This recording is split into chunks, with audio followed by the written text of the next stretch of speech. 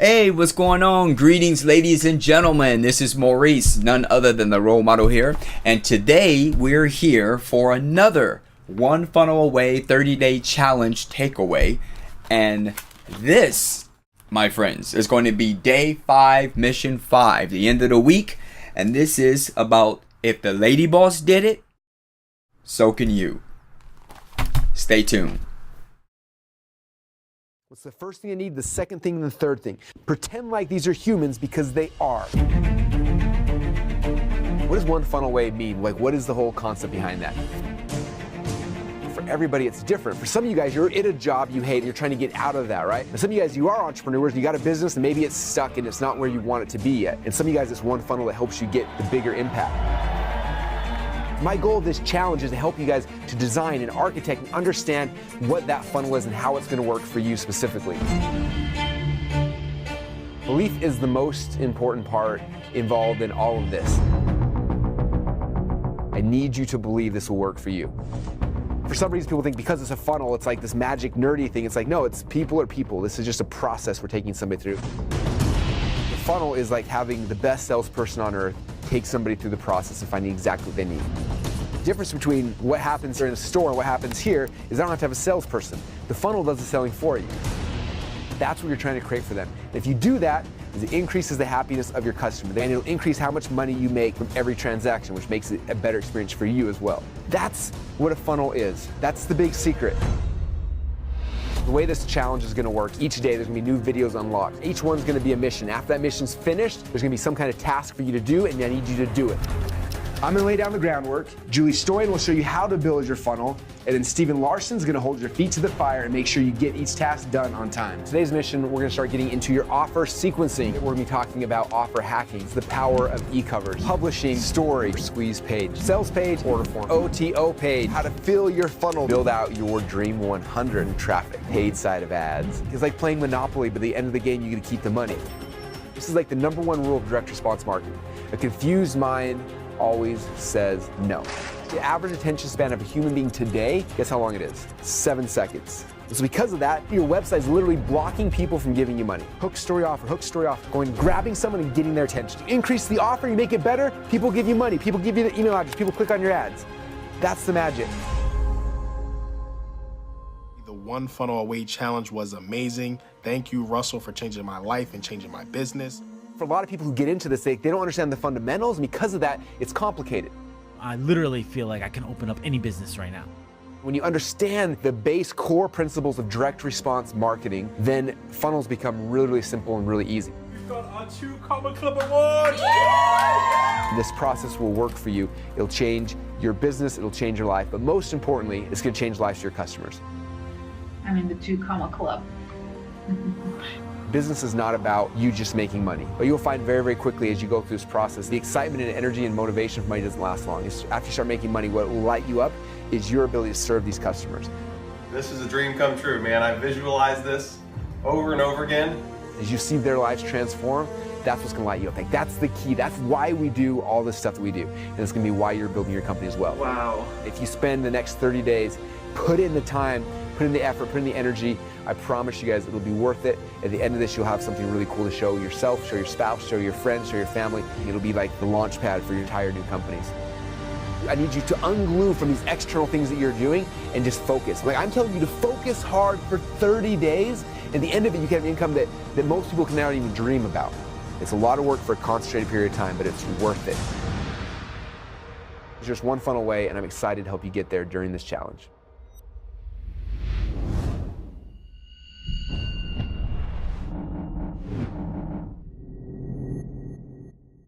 What's going on? What's going on? My fellow funnel hackers, and let's get to it. Okay, mission 5, day 5. We're talking about the lady boss. Hold on. The lady boss movement. Let me tell you my takeaways from this. Yeah, I remember I first heard about this movement and at the actual program with the lady boss program, with the offer that was given at the end. I remember first hearing about that a year ago, when I had purchased the Lady Boss Movement package, because I actually purchased that. And when I purchased that, it was such a great offer. It was ridiculous, the offer, right? How it was stacked. But what I took away from this time though is I love the fact that the energy was just incredible on this presentation. How Russell had brought her out, like you notice the similarities here, right? Russell with the 10X just the day before his presentation before he went on stage at Grant Cardone's event. You see how that video brought him out, right? It solidifies and pre-frames what he is about before he even get there, right? Same situation with Kaelin, with Lady Boss. Russell pre-framed her, right? It solidified her, what she was before she even came out. Awesome how that broke that down, right? Now, but what I also love is her energy. You see how she was pumped. I thought she was going out to an MMA fight or something for a minute, or Creed 3. She was getting pumped, like, yeah, let's go, let's get it. About to drop bombs, right? And I love that, just that tenacity, that overall just, it's like a grit. It's like something inside that's just waiting to bust out, like beast mode. That's where we get that from. It's called beast mode, right? In the music world, we call it that, right? So I love how also she has relatable stories. She's 100% real, authentic. Her energy is just incredibly off the charts. And you can see it. You can see it in the presentation. So I'm pretty sure we all took that away. That's what I took away. There was also a story I remember that Kaelin had said. It reminded me of the story Russell talked about. When he talked about one funnel away, how that one funnel saved Christmas, right? Early in this week, we talked about that. We heard about that when he had to pay payroll taxes. He had to, that funnel they launched helped taking care of people's payroll for their families so that everybody can get paid and have a nice end of the year holiday, and it saved everything, right? Kaelin, they had a similar situation. I remember when they didn't have any money in the bank account. They were in their last little bit of money, and they were driving on a trip. If I'm not mistaken, they were going to a family relative or something like that. And then I think it was on the drive, they were looking at, they didn't even have gas fully to get there, if I'm understanding correctly. And they got that's when they started to see the income coming in. They started to see the progress coming in. At that point, right? They saw the deposit hit. They saw that they were reaping what they had sown, right? And I love that, because all of us is going to be the same. When we're done with this 30-day challenge, we're going to have a situation to where a lot of us, we're going to get an incredible type of benefit of whatever we're looking to gauge, whatever we're looking to get. And it's going to be awesome. And that right there is part of the story. That right there is part of your success story, right? And I know that's beautiful when you can see that happen. So it was a beautiful thing hearing that. I love the actual presentation. Obviously, I remember with her and Russell last year when I first got an email about this, because being on Russell's email list for quite some time, I'm sure y'all have as well, or unless you first have heard of Russell, you've getting emails from him. He constantly is sending value that you're getting the emails, right? And I got one email when he was talking about partnering up, with Jalen, and to make that thing a reality and to see it come to pass and to manifest is like, it's awesome, right? She's become like an attractive character for him, if that makes sense. Are y'all getting that? Does that make sense? Russell can replace himself by cloning all these others, as well as Kaelin, to be success stories, and that is incredible, right? I just love her energy. I love how pumped she is, and I can't wait to meet her one day. I will meet her very soon, but I can't wait. And that was the biggest takeaway I had with that.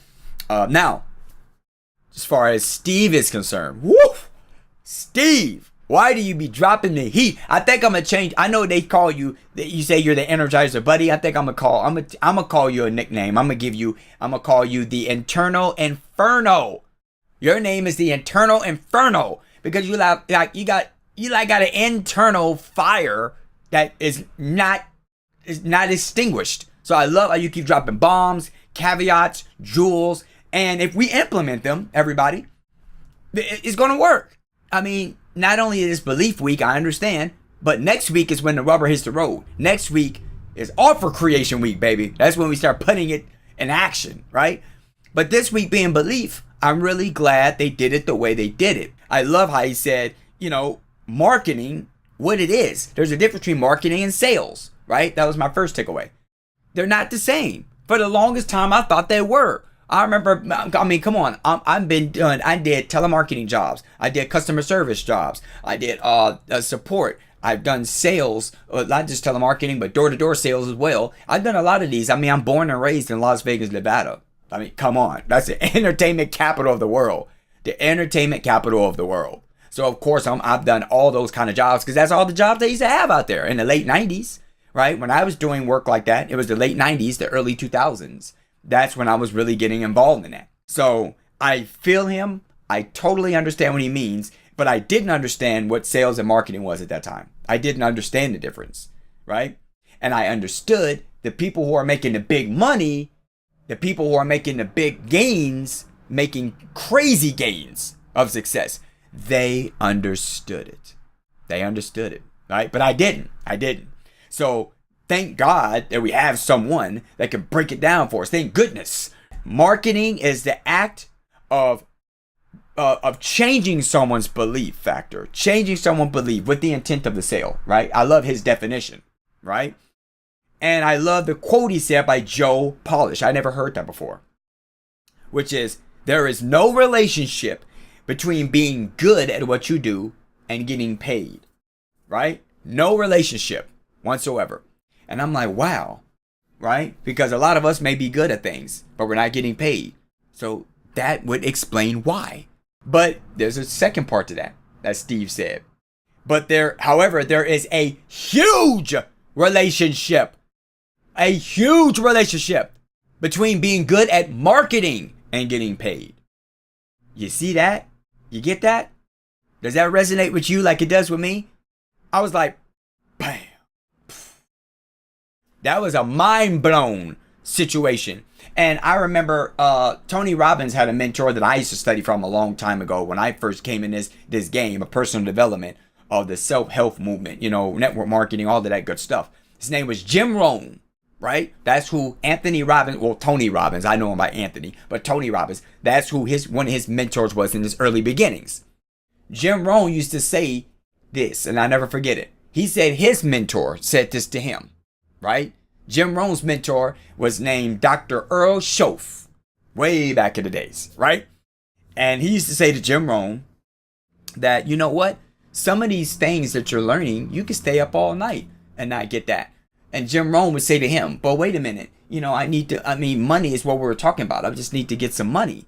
And Dr. Schoaf, Jim Rohn said, that's my problem. I don't have enough money. Dr. Schoaf said to Jim Rohn, no, that's not a problem. And Jim Rohn said, huh? What do you mean it's not a problem? And then Dr. Schoaf said, well, money is not a problem. Your problem is lack of an idea. You have the lack of an idea of how to get the money. The money is the byproduct. The money comes once you have the idea and you implement it. Then the money comes, right? So it's the idea, the seed that's planted. That is the most important thing. What you put in this mental faculty up here, right?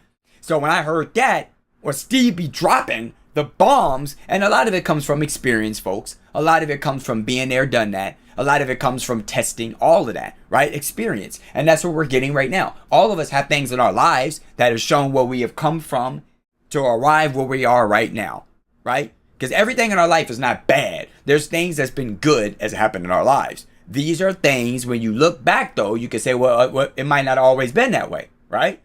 Some things you have to come from to arrive where you are right now. You know what I mean? Does that make sense? You get it? I know y'all get me. I know y'all feel me, right? So I love when he says that there's no relationship between being good at what you do and not getting paid. And getting paid. However, there's a huge relationship at being good at marketing and getting paid, right? And he talked about these 3-step process right here, which I love. Marketing changes beliefs. Sales is the presenting of the offers, right? And then, and closing, right? It's just a bunch of logical reasons for the customer to act now. A bunch of logical reasons that you're putting out there for the consumer, for the client, or for the prospect to act now. That's all it is, right? So I love his definitions with that of sales, of marketing, sales, closing. I love it, right? I talked about this in Mission 3 or Mission 4, I believe, when I made the video. I talked about The Wolf of Wall Street, Boiler Room, Glengarry Glen Ross. You know, there's a lot of movies like this, right? And they talk about how sales, and they speak about that closing aspect. Like, look at Alec Baldwin, you know, when he gave that crucial line that everybody knows in Glengarry Glen Ross. A, B, C. A always B, B, C closing. Always be closing. Always be closing. He said closing, ABC, stands for always be closing. Always be closing, right? I never forget that. And I'm sure y'all heard that line. Same thing with what Steve broke down, right? When he says it's a bunch of logical reasons to act now that you're presenting, you know, in front of that customer or whatnot. So these 3 activities, yes, they're 3 different beasts, 3 totally different beasts here, but they all work in unison together. Last takeaway I had was when Steve said clearly, if others are making money in whatever industry or endeavor you're talking about, and you're not making money, then that means that the problem is not the industry or the endeavor or whatever the field of what you're talking about. The problem is you, right? Like myself. The problem is me. Music. I do music very well. I songwrite very well. I keep it clean. And I can talk about anything from freestyle to anything, right? But I'm not making the money I want to make right now. Not yet, right? But I'm not making it. Well, does that mean there's a problem with the music industry in a whole? No.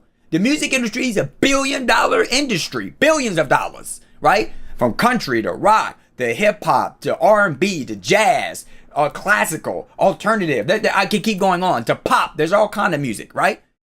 If I'm not making money, I'm the problem. I am the variable. Me. It's not the music industry. It's me, right? Same with all of you.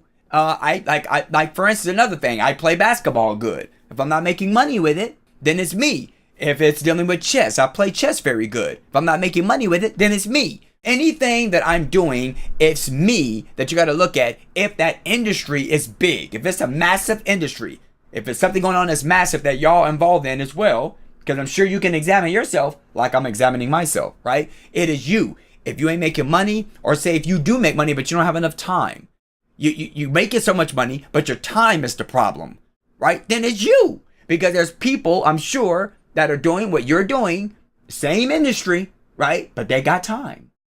They got free time. So, same with the money aspect. Look at ourselves and let's take heed to what Steve is saying, that if you're not getting the results that you want, it is not the result itself. It's perhaps you that you're not doing what you need to do to get the results. Make sense? With that being said, man, those were my takeaways. I'm glad the week is over. Let us all just relax and get caught up with everything. Really get our mind together, collect our thoughts, rest up, have good family time, and yeah, get ready for next week, because next week is on, baby. It's on. Funnel away, my friends. Have a good one.